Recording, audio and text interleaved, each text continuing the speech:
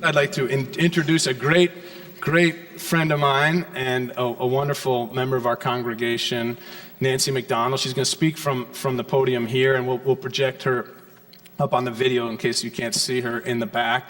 But Nancy's just going to share a few words about what it was like. She was in the trenches during that time, and I wanted us to get a firsthand example of what it was like for her. And so, Nancy, I appreciate you doing what you do. Nancy leads our Partners in Education program and has for years, helping us to start camps and create soccer teams and do feeding of families and children and all the incredible ministry that she does to this day. But it certainly was, she was very active during the time of civil rights. And Nancy, we're really proud of you and all the work you've done, both for civil rights, for different races, but also for the gay and lesbian community as well. So welcome Nancy McDonald to the podium. So Martin asked me to speak about my experiences working in the civil rights movement in Tulsa. I was sort of taken back. I never really thought of myself as a participant in this movement. But I recognized that I had some experience in facing discrimination, and certainly was the recipient of hate. And for some of the positions that I took in the public arena about discrimination. I thought about the Rodgers and Hammerstein song, "You've got to be carefully taught." You've got to be taught to hate and to fear. You've got to be taught from ear to ear. It's got to be drummed in your dear little ear. You've got to be carefully taught. You've got to be taught to be afraid of people whose eyes are different and people whose skin is a different color. You've got to be carefully taught. You've got to be taught before it's too late, when you're 6 or 7 or 8. You've got to be carefully taught about all of the people your relatives hate. You've got to be carefully taught. And so, of course, this brought back my childhood. I grew up in rural Nebraska in an all-white community, mostly German, Czech, and Irish. But I certainly was taught that the Missouri Synod Lutheran people who lived south of the river were not very nice. And every year about this time, when the seniors were graduating from high school and plans were made for the baccalaureate service, a discussion or maybe an argument, and sometimes a fight, would take place about what minister would give the invocation at the high school graduation. If it was the Missouri Synod Lutheran minister giving the invocation, the seniors that belonged to that church would attend. But if it was the Congregational or the Methodist minister, they would boycott. And this went on for years and years, and I think they finally closed the school, and it ended. But I was also taught to stand up for what I believed in because I watched my parents. I attended a country school, and before we could attend the town school in the 9th grade, we had to take an exam to make sure that those country kids could participate as well in the high school as the town kids did. And of course, my parents were livid about this. And so my dad and my mother organized the other parents in the rural schools and met with the county superintendent to discuss this test. Now, I'm not sure what happened. If my dad was 6'2" and weighed about 250 pounds, and the county superintendent was about 5 foot and very frail, and I don't know whether he intimidated her or whether she just decided that test was ridiculous. I had to take the test, but henceforth, in the years followed, that was not, they did not take the test. It was a good lesson for me on how to organize and make a difference. The only contact I ever had with African American people was when I would go with my dad to sell cattle in the Omaha stockyards. And I would see them working in the stockyards or in the packing houses. But I also had a different experience with my grandmother, who managed a houseware department in a huge store. She had a stock boy who was black, Aubrey. and they were a really incredible team. But I remember how angry she would get when people would make remarks about Aubrey. And she felt that there was little that she could do because the store manager would not listen to her. I had a lot of other positive experiences with black people. I had an incredible teacher in microbiology. I had a co-worker in the laboratories of San Bernardino Charity Hospital, Clinton, who I learned about the face of what he faced in Alabama as a young child and why he moved to California. We were in the Air Force and we traveled to different bases, and we landed in Tulsa in 1966. I was invited to membership in the Junior Association of the Tulsa Boys Home. And it was here that I really faced discrimination. It was one of my first meetings of the association, and the director of the home announced that the federal government was going to make them take their first black boy, although that was not the language he used. And they might as well take this boy that the police had picked up who was sleeping in cars and eating out of garbage cans. He was 11 or 12 or 13. We really didn't know. He had very little language, and he said his name was Clark Jones. That's all we really knew about him.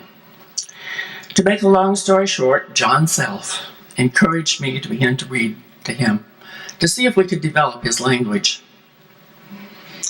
I later learned that many of his house mothers would not allow him to sleep in their dorms, or other boys would not play with him.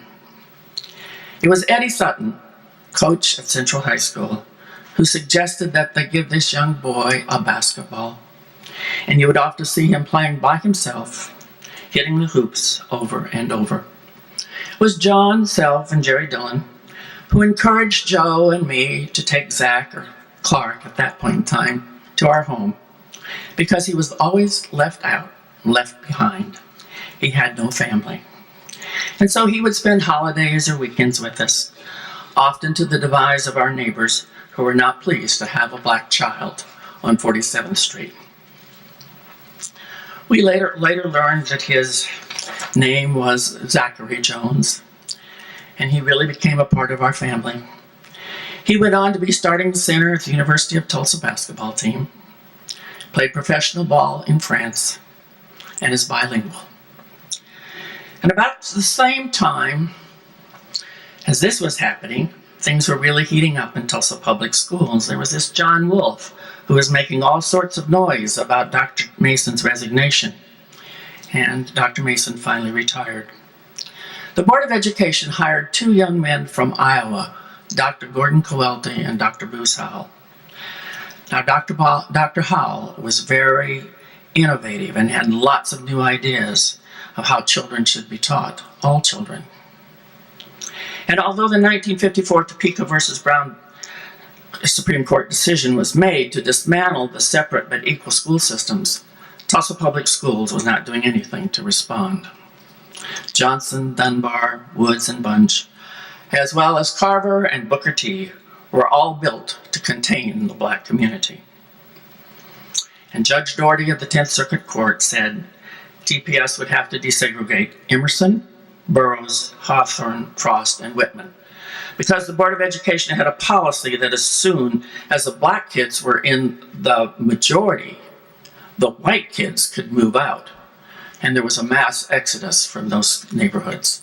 We're still seeing some of the challenges in those neighborhoods and rebuilding Tulsa, as so many of those homes were abandoned by the white families.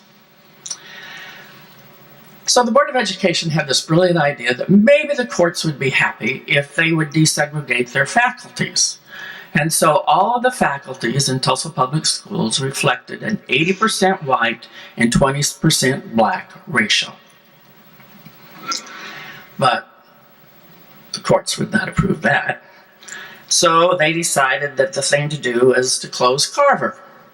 And so in the summer of 1971, 3 weeks before school would open, Carver Junior High School was closed.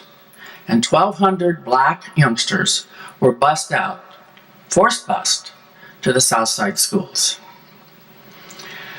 Petitions were flying in this community. There was hate demonstrated on every street corner. Rallies were held. School board meetings would last to 2 and 3 a.m. in the morning.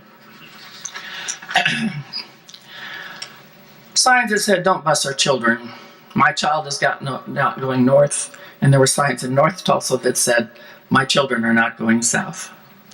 I had taken the children with me to a grocery store one day and was accosted by a woman who insisted I sign the petition against forced busing.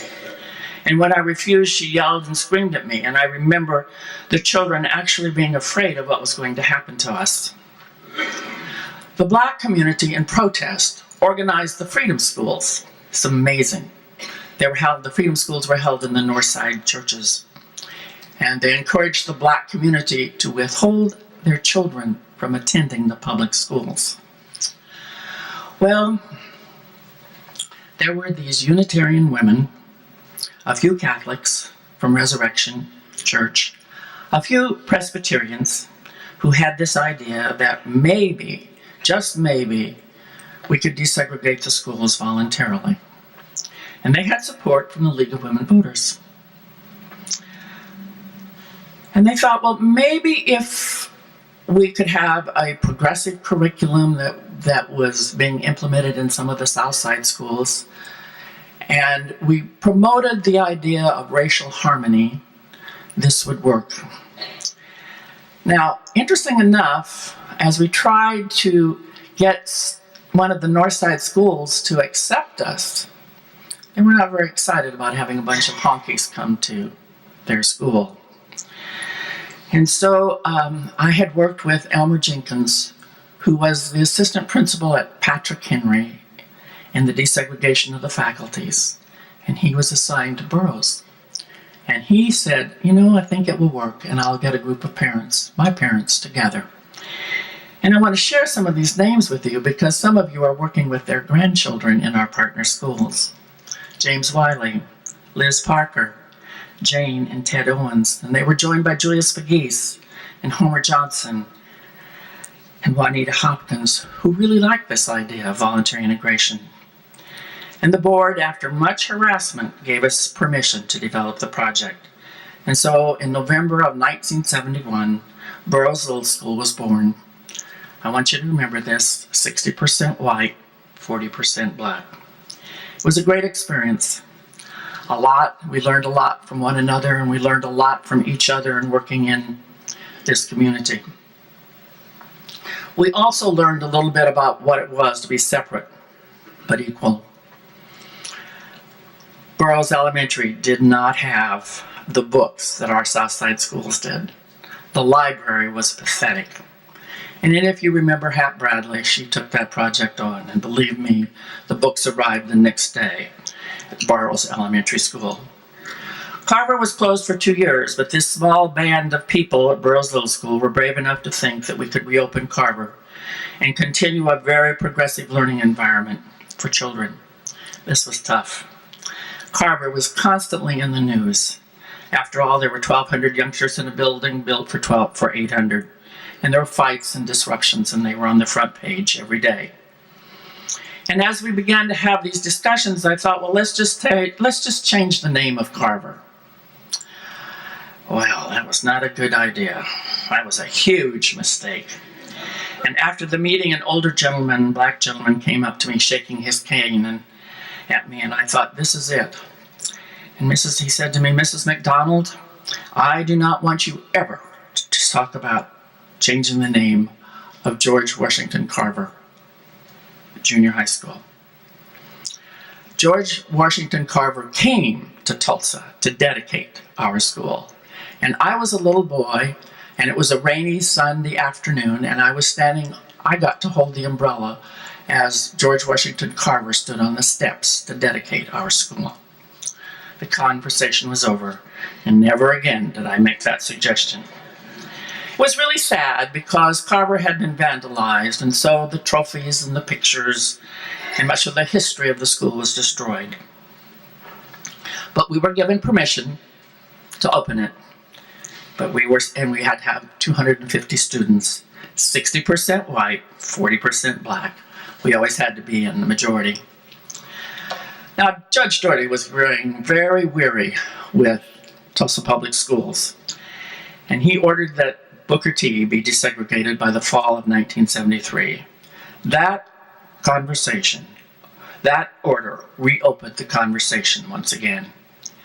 Because we had had such a good experience at Burroughs Little School, and we were hoping for the same for Carver, we became very vocal about a voluntary plan for Booker T.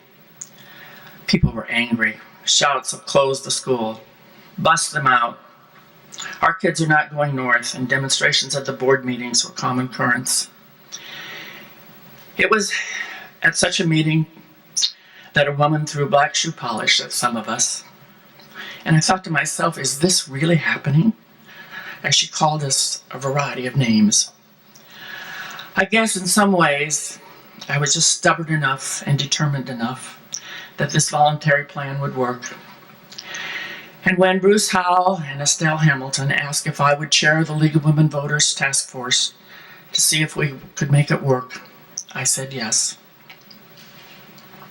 Julius Pegues believed in this, and he said, "I will work with the black community, but it will have to be 50-50, 50% white, 50% black." And I agreed. And it was the best decision we ever made in this process. No one was in the majority. And we have kept that true to Booker T. Washington to this day. I received a lot of hate mail, much of which I never shared with my family. And there were the hate calls, and I really didn't believe in prayer, but I prayed that my children would not answer the phone and get some of that. Most of you know the rest of the story. But what I really learned from this experience is that all people, regardless of color, want the very best for their children and are always concerned about their safety. And the plus for so many of us that were able to make good friends with one another in the black community as well as the white community, made lasting friendships. We had a common goal that this would work and that our children would be the winners. There were times of sadness and fear through all of this.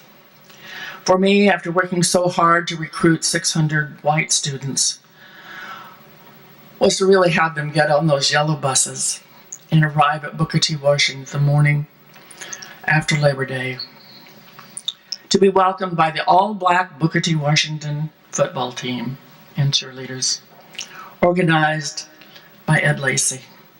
And I knew then that this project would work. We just had to leave it to the students. We made history that year. It had never been done in any school district in this nation.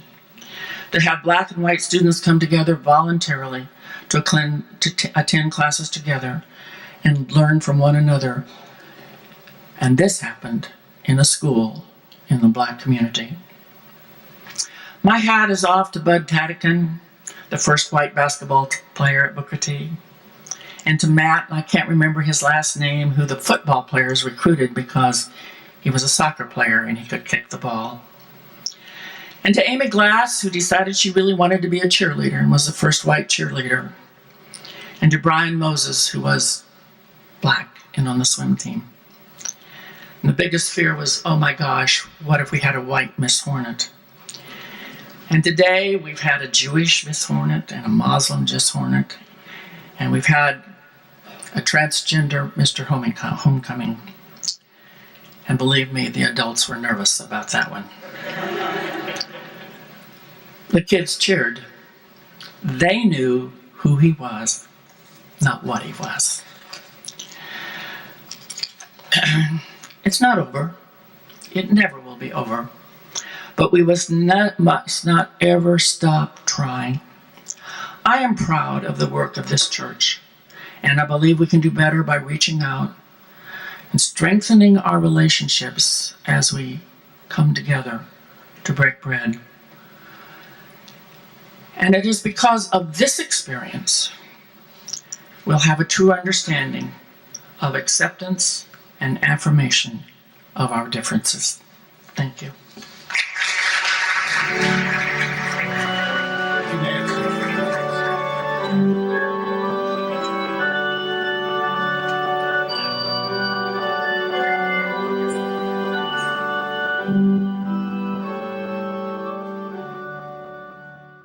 Thanks for tuning in online. We are so pleased with all the different people who have been tuning in from all over the country and all over the world to our ministry and what we're doing at All Souls here in Tulsa.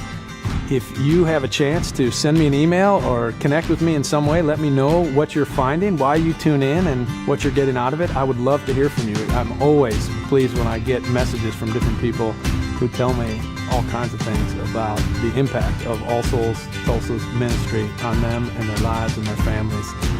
And if you get a chance to make a gift to support this ministry, to become a partner, we would love to partner with you and have you be a friend of the church and somebody who is actually supporting us to create this congregation and the world that we're trying to create together. You can be a part of it, and every gift of every amount makes a difference. We really appreciate your support.